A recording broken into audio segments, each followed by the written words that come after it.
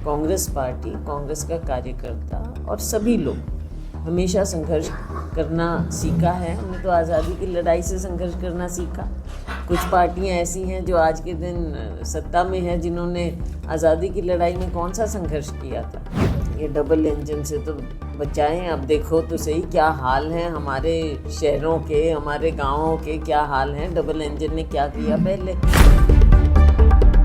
लोकसभा और विधानसभा चुनाव के बाद अब हरियाणा में निकाय चुनाव को लेकर सियासी सरगर्मी बढ़ी हुई है। आम चुनाव में मिले झटके से विधानसभा चुनाव में उभरने के बाद सत्तारूढ़ भारतीय जनता पार्टी पर कांग्रेस पूरी तरह से हावी होने की कोशिश में है।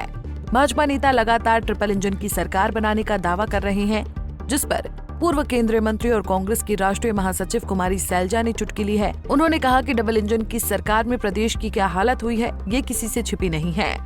इतना ही नहीं, उन्होंने बीजेपी के आजादी के आंदोलन में भूमिका को लेकर भी इशारों में निशाना साधा। कांग्रेस पार्टी, कांग्रेस का कार्यकर्ता और सभी लोग हमेशा संघर्ष करना सीखा है। हमने तो आज़ादी की लड़ाई से संघर्ष करना सीखा। कुछ पार्टियां ऐसी हैं जो आज के दिन सत्ता में हैं, जिन्होंने आज़ादी की लड़ाई में कौन सा संघर्ष किया था। तो ये बातें छोड़ दीजिए। हमने पहले भी संघर्ष किया है और अब भी संघर्ष हमारा कार्यकर्ता हम सब मिलकर कर रहे हैं। और भाजपा की सरकार है, इनकी गलत नीतियों के खिलाफ हम संघर्ष करेंगे। जो लोगों के हित में होगा वो संघर्ष करेंगे, हम सदन से लेकर सड़क पर। मैम, बीजेपी लगातार कह रही है कि केंद्र में भी बीजेपी है, स्टेट में भी है और अब ट्रिपल इंजन की सरकार बनने जा रही है। ये डबल इंजन से तो बचाएं। अब देखो तो सही क्या हाल है हमारे शहरों के, हमारे गाँवों के क्या हाल हैं। डबल इंजन ने क्या किया पहले, कुछ तो दिखाइए ना। यहाँ पे अब सड़कों के बुरे हाल, गलियों के बुरे हाल, पीने के पानी की प्रॉब्लम, हर तरह की समस्या यहाँ पर चल रही हैं। तो 10 साल डबल इंजन ने क्या किया ऊपर नीचे, जब इनके क्या कहाँ गई वो स्पीड। ये तो बिल्कुल हॉल्ट हो गया, ऐसा लग रहा है कहीं पर भी काम तो आगे बढ़ ही नहीं रहा। ये स्लोगन है भाजपा के, और भाजपा हमेशा ये खाली एम्प्टी स्लोगन्स देने में माहिर रही। इतना ही नहीं, सिरसा सांसद कुमारी सैलजा ने देश की अर्थव्यवस्था और शेयर बाजार में आई जबरदस्त गिरावट को लेकर मोदी सरकार को भी निशाने पर लिया। लगातार भारतीय जनता पार्टी, प्रधानमंत्री जी तीसरी अर्थव्यवस्था बनाने की बात करते हैं, लेकिन जिस तरह से चल रहा है सिस्टम, लगातार व्यवस्था गिरती जा रही है। पीछे शेयर मार्केट में इतना नुकसान हुआ लोगों का, तो आप एज ए सांसद किस तरह से देखते हैं सरकार की देश नीति? एज ए सांसद, एज ए प्रतिनिधि, बिल्कुल, क्योंकि हर एक इंसान की ज़िंदगी के साथ हम जुड़े हुए हैं। लोगों ने हमें अपना प्रतिनिधि चुना है, तो उनकी ज़िंदगी पे जो भी असर होता है वो हमारे ऊपर भी सीधा है उस चीज़ का।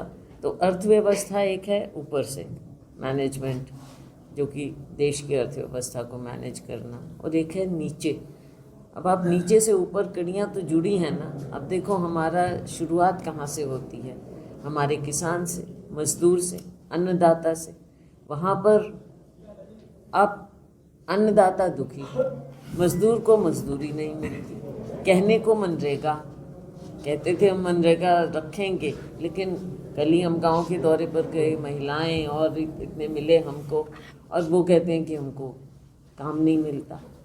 तो जब हमारा जो सबसे नीचे है इस पूरी कड़ी में, अगर उसका ध्यान नहीं रख पा रहे हैं, अभी एजुकेशन की भी बात हुई, ये सारी बातें हैं। नीचे से ही अर्थव्यवस्था खराब, ऊपर से आपको अंतर्राष्ट्रीय लेवल पर भी देखना होगा। और शेयर बाज़ार की आपने बात की, तो शेयर बाज़ार से तो पूरी अर्थव्यवस्था पर फ़र्क पड़ता है, ना केवल शेयर होल्डर्स पर, ना केवल जो शेयर उसमें मार्केट में है, लेकिन ऊपर से नीचे तक हमारी सारी अर्थव्यवस्था कड़ी के रूप में है।